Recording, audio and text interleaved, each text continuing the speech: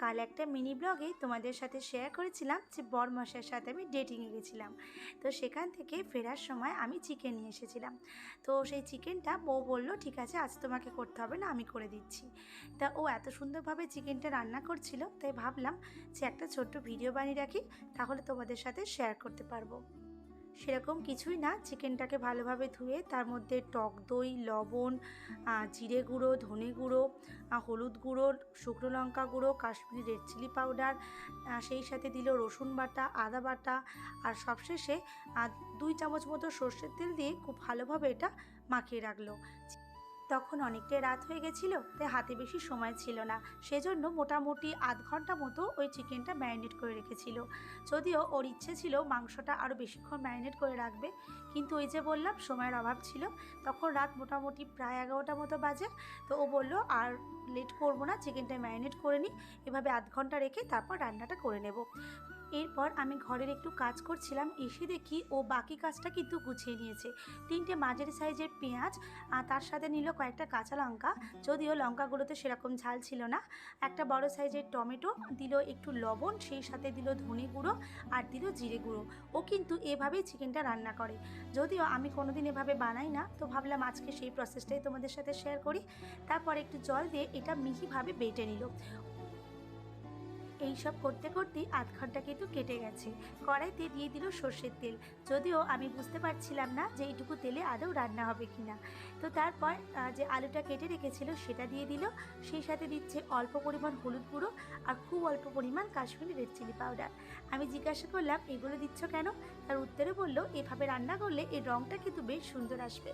তো ঠিক আছে, আমি অপেক্ষা করে থাকলাম পরবর্তী স্টেপের জন্য। এরপরও দিল শুকনো লঙ্কা, তার সাথে কিছু গোটা গরম মশলা, আর দিল 2টো তেজপাতা।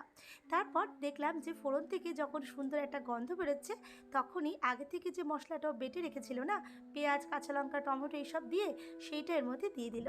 তারপর গ্যাসের ফ্লেমটা কিন্তু মোটামুটি মিডিয়ামে রেখেই ও এটা ভালোভাবে ভেজে নিচ্ছে।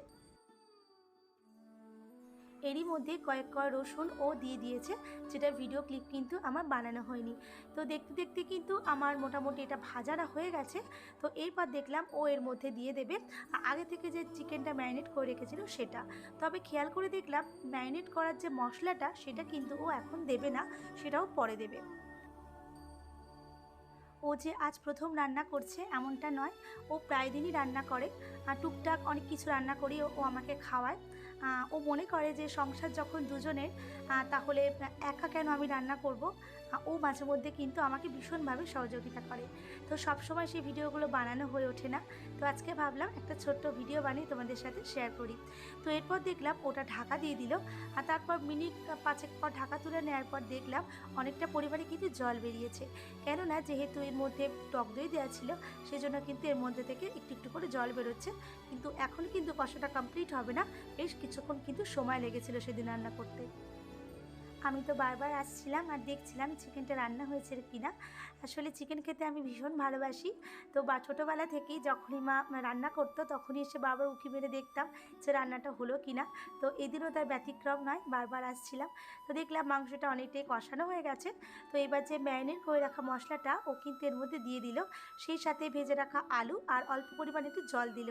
রান্নাটাতে খুব বেশি পরিমাণ জল দিলে কিন্তু এটার টেস্টটা অতটা ভালো লাগবে না। তোমাদের সাথে তো আরেকটা কথা বলাই হয়নি, সেটা হলো মাংসটা কষানো হয়ে গেলে আমি কিন্তু 2 পিস মাংস তুলে সাবার করে দিয়েছি। তো খেতে কিন্তু বেশ ভালোই হয়েছে। তো তোমরা ভিডিওটা শেষ পর্যন্ত দেখো, তাহলে হয়তো বুঝতে পারবে। তো এর মধ্যে দেখলাম দিয়ে দিয়েছি অল্প পরিমাণ চিনি আর 2টো চেরা কাঁচা লঙ্কা। ও বললো চিনি দিতে হবে, কেননা যেহেতু অনেকটা পরিমাণ টক দই দেওয়া আছে, তাই স্বাদের ব্যালেন্স আনার জন্য চিনিটা দেওয়া দরকার। তো রান্নাটা মোটামুটি শেষ হয়ে এসছে বেশ খানিকক্ষণ ফুটিয়ে নেওয়ার পর। তো উপর থেকে ও খুব কুচি করে কেটে রাখা ধনেপাতা দিয়ে দিল। তো আর রান্নাটা মোটামুটি তো শেষ হয়ে গেছে, চলো এবার পরিবেশন করে নিই।